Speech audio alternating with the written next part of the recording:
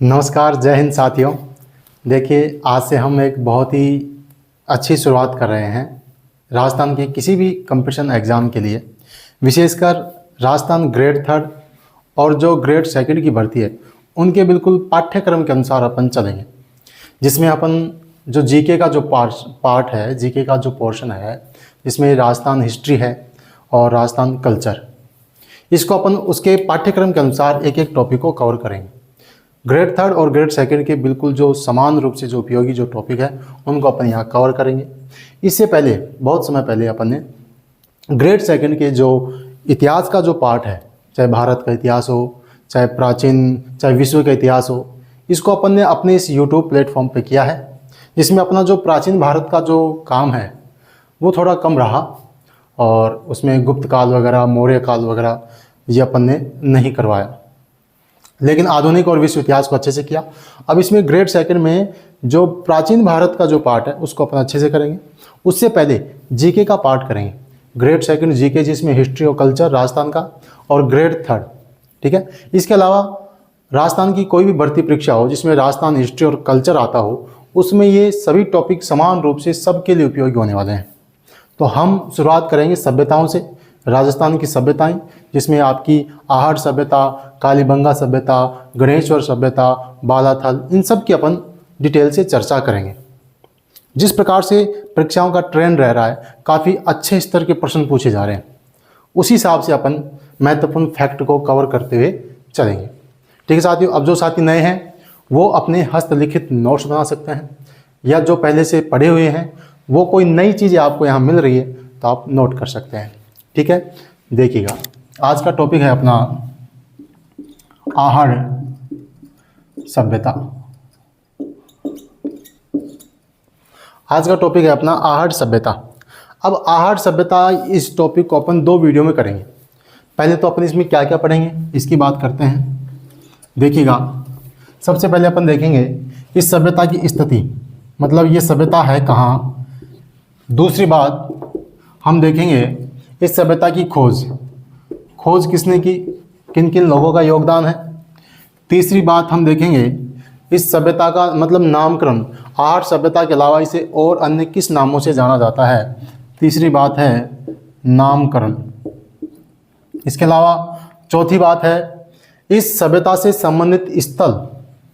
ये जो संबंधित स्थल वाली बात है ये महत्वपूर्ण है, क्योंकि आजकल यहीं से प्रश्न पूछा जा रहा है। ऑप्शन दे देंगे कि इनमें से कौन सा आहट सभ्यता से संबंधित स्थान नहीं है। 4 ऑप्शन आएंगे, 3 संबंधित है, 1 संबंधित नहीं होगा। तो ये तो आपको महत्वपूर्ण है, ये तो आपको याद करना है, मैं लिखवाऊंगा भी। इसके अलावा प्राप्त सामग्री, यहाँ से क्या क्या प्राप्त हुआ है, प्राप्त सामग्री, और इस सामग्री के आधार पर इतिहासकारों ने अनुमान लगाया है इनके आजीविका के स्रोत क्या हैं, कृषि, पशुपालन क्या करते हैं उसके बारे में। तो अपना अंतिम पॉइंट हो जाएगा आजीविका के साधन। ठीक है, ये कुछ महत्वपूर्ण चीज़ें हैं, यानी कि हम स्थिति के बारे में देखेंगे। आहट सभ्यता की स्थिति कहाँ है, इसकी खोज की बात करेंगे, इसके नामकरण, इसको अन्य किन नामों से जानते हैं, इसके संबंधित स्थल, प्राप्त सामग्री, यहाँ से क्या क्या सामग्री प्राप्त हुई है, और अंत में अपन देखेंगे आजीविका के साधन। ठीक है, ये बिल्कुल सारी बातें एग्जाम के पॉइंट ऑफ व्यू से है, टू द पॉइंट बात करेंगे। यहीं से प्रश्न पूछे जाते हैं, स्थिति से संबंधित, खोज से संबंधित, या नामकरण संबंधित स्थल। यहाँ से तो आजकल ज़्यादा प्रश्न यहीं से पूछे जा रहे हैं। तो अपन जो वीडियो का पहला पार्ट, इस वीडियो में अपन बात करेंगे यहाँ से लेके यहाँ तक। इसके बाद जो अगला वीडियो होगा उसमें अपन बात करेंगे यहाँ से लेके यहाँ तक। ठीक है, ज़्यादा बड़ा वीडियो नहीं होगा, 14-15 मिनट का वीडियो होगा, उसमें अपन इन सब चीज़ों की बात करेंगे। ठीक है, और अगले वीडियो में अपन इसकी बात करेंगे। देखिए, सबसे पहले है स्थिति। आहट सभ्यता है कहाँ? राजस्थान में उदयपुर जिला है। उदयपुर जिले में अपन दक्षिण पश्चिम दिशा में ईशान कोण की तरफ 3 किलोमीटर चलेंगे तो प्रतापनगर रेलवे स्टेशन है। उस प्रतापनगर रेलवे स्टेशन के पास ही आहट एक प्राचीन नगर के अवशेष प्राप्त हुए हैं। वहीं पे एक नदी है आयड या बेडच, उस नदी के किनारे। चूंकि ये सभी स्थल है ना बनास नदी घाटी में है, तो इसको बनास संस्कृति भी कहते हैं। ये अपन नामकरण में देखेंगे, जब इसके अन्य नाम करेंगे, अन्य नाम देखेंगे, उसमें अपन बात करेंगे। तो सबसे पहली चीज़ है स्थिति इसकी कहाँ है। ये जो स्थिति की बात करें, कहाँ है, आयड या बेडज नदी के किनारे उदयपुर। ठीक है, एक बात तो आपको ये याद रखनी, आयड या बेडज, देखो ये जो नदी है ये बनास नदी की सहायक नदी है। आप ज्योग्राफी में पढ़ेंगे, बनास नदी की सहायक नदी है आयड या बेडज। इस नदी के किनारे ये स्थिति है इसकी आहट सभ्यता की। ठीक है, एक बात। दूसरी बात, अब आप इसके नीचे लिख सकते हैं, नोट लगा के आप खुद लिख सकते हैं इस बात को जो मैंने आपको बताई कि उदयपुर से 3 किलोमीटर दक्षिण पश्चिम दिशा में चलते हैं तो प्रतापनगर रेलवे स्टेशन के पास प्राचीन नगर आहड़ के अवशेष प्राप्त हुए हैं। ये आप लिख सकते हैं। ठीक है, इसके बाद में दूसरी बात है खोज। अब देखेंगे अपन खोज। डायरेक्ट आपसे पूछा जाए कि आहट सभ्यता, आयड सभ्यता की खोज किसने की, तो किसने की, ए.के. व्यास। तो आप बताएंगे ए.के. व्यास, मतलब अक्षय कीर्ति व्यास ने। किसने की, 1953 में ए.के. पूरा नाम है अक्षय कीर्ति व्यास, ए.के. व्यास द्वारा उत्खनन कार्य किया गया। उत्खनन कार्य किया गया 1953 में ए.के. व्यास द्वारा उत्खनन कार्य किया गया। इसके बाद में फिर 1956 में रतन चंद्र अग्रवाल, शॉर्ट नाम लिख रहा हूं R.C. अग्रवाल द्वारा उत्खनन कार्य किया गया। एक बात ये याद रखनी, 1953 में ए.के. व्यास, 1956 में R.C. अग्रवाल और 1961 में H.D. शाकलिया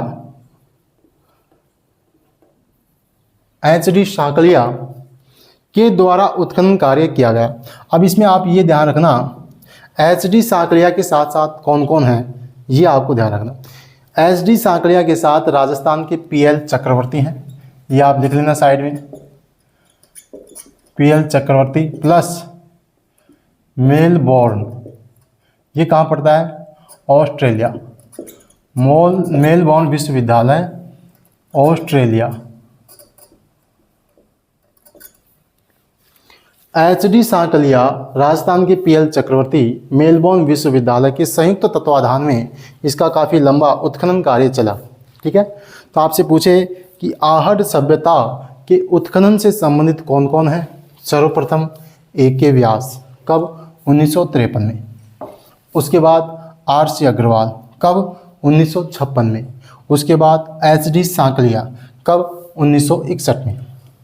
अब इसमें आपसे ज़्यादा डेप्थ में जाए तो ये पूछ सकता है कि विदेश की किस विश्वविद्यालय के द्वारा या अन्य किस यूनिवर्सिटी का सहयोग किया गया, तो ये है आपका मेलबोर्न विश्वविद्यालय। ठीक है, ये बात थी उत्खनन से संबंधित। अब उत्खनन से संबंधित में एक महत्वपूर्ण नोट डालकर आप लिख लीजिएगा कि 8 स्तर, यहाँ से जो बस्ती है ना उसके 8 स्तर प्राप्त हुए हैं। पहले स्तर से अलग चीज़ें प्राप्त हुई, दूसरे स्तर से अलग चीज़ें, तीसरे स्तर से अलग चीज़ें। इससे इतिहासकारों ने अनुमान लगाया है कि ये सभ्यता, ये जो बस्ती है, आहट नगर है, 8 बार उजड़ा है, 8 बार बसा है। तो आप नीचे लिख लें, यहाँ से 8 स्तर प्राप्त होते हैं। कितने स्तर, 8 स्तर, 8 स्तर प्राप्त होते हैं। यानी कि अनुमान लगाया गया है कि सभ्यता, ये जो नगर है, 8 बार उजड़ा है, 8 बार बसा है, ये अनुमान है। ठीक है, ये भी आप लिख लेंगे। इसके बाद में अपन बात करेंगे इसका नामकरण। क्या करेंगे, नामकरण। देखिएगा नामकरण में क्या क्या चीज़ें हैं, इसको देखिएगा आप।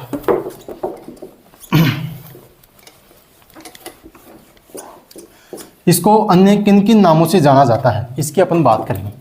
तो सबसे पहला नाम तो आपको सामने दिख रहा है, आहट सभ्यता। आहट सभ्यता नाम क्यों है, क्योंकि इसका जो पहला नगर है वो क्या है, आहट नगर के नाम से जाना जाता है, आहट सभ्यता। या आयड या बेडस नदी के किनारे है, इसलिए आहट सभ्यता है। दूसरा इसका जो नाम है वो है आपका बनास संस्कृति। अब बनास संस्कृति क्यों है? आहट सभ्यता के आप जितने भी स्थल देखेंगे, स्वयं आहट नगर ही है, ये सब बनास नदी घाटी में स्थित है। कहाँ है? बनास नदी घाटी में।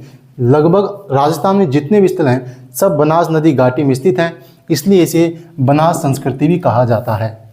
इसके अलावा इसका अगला नाम है, इसका जो प्राचीन नाम है साथियों वो है ताम्रवती नगरी।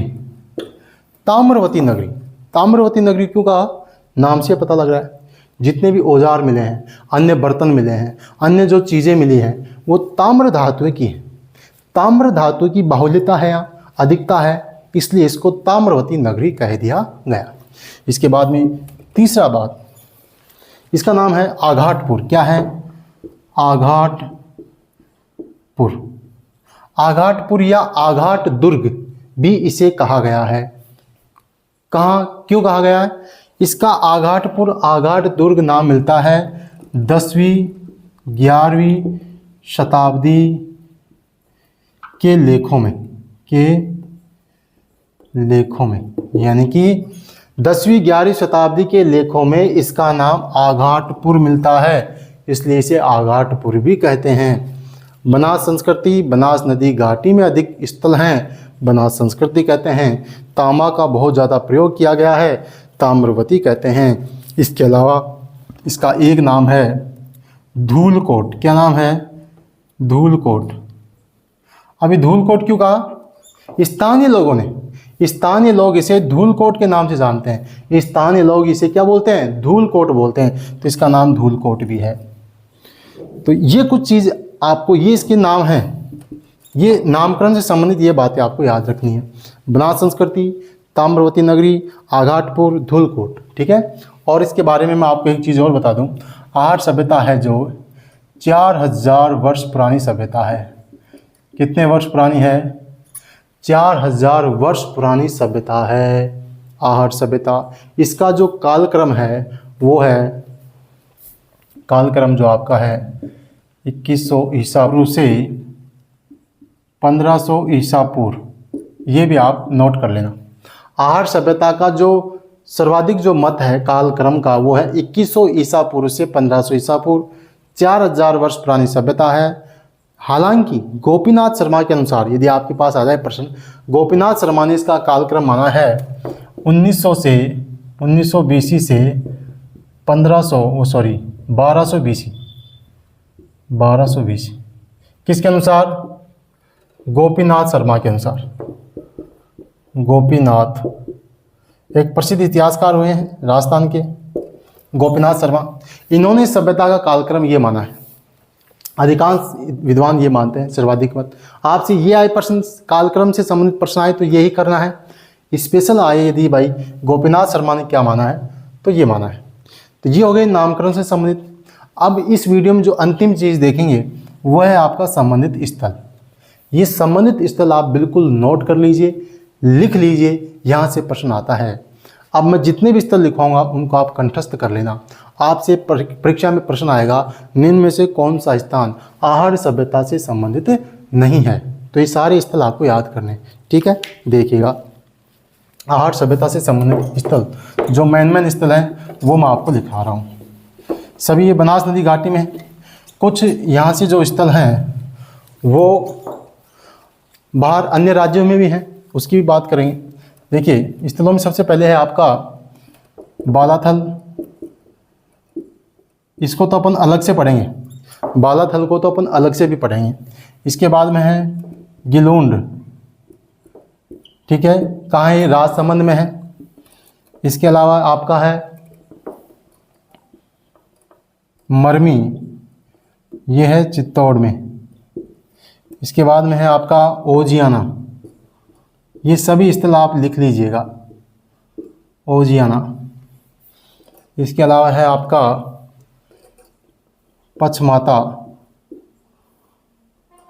पचमाता है। इसके अलावा और हैं भगवानपुरा है, रोजदी है, चंपाखेड़ी है, कायथा है, कायथा एमपी में है। कहाँ है? एमपी में पड़ता है, मालवा। ये कुछ प्रमुख स्थल है, ये आपको याद रखना है। बालाथल अलग से पढ़ेंगे, गिलूंड राजसमंद इसको भी अलग से पढ़ेंगे, मरमी चित्तौड़, ओजियाना, पचमाता, चंपाखेड़ी, रोजदी, भगवानपुरा, कायथा, ये सभी बनास नदी घाटी में हैं। कायथा बाहर है, कायथा मालवा में है, एमपी में है, और बाकी सब इस सभ्यता से संबंधित स्थल हैं। आपको ऐसे कैसे, ये तो बिल्कुल याद करने हैं। बाकी जैसे एक वीडियो और होगा, इसमें अपन प्राप्त सामग्री और आजीविका के साधन की बात करेंगे। उसके बाद में एक वीडियो लाएंगे, ऑब्जेक्टिव प्रश्न होगा, ठीक है। महत्वपूर्ण जो परीक्षा में आए हैं आप इसको अच्छे से याद कर लेना। एक वीडियो और आएगा, दोनों वीडियो से आप अच्छे से नोट्स बना के रट्टा मार लेना। फिर पीछे जो प्रश्न आए हुए हैं उनसे अपन आकलन करेंगे कि अपन ने सही पढ़ा नहीं पढ़ा, आप अपना अभ्यास करना, ठीक है साथियों। तो ये कुछ महत्वपूर्ण जानकारी आहार सभ्यता से संबंधित। अगले वीडियो में अपन प्राप्त सामग्री आजीविका के साधन देखेंगे, ठीक है। आप अपने नोट्स बना लीजिएगा, बाकी मिलते हैं अगले वीडियो में। जय हिंद, जय भारत।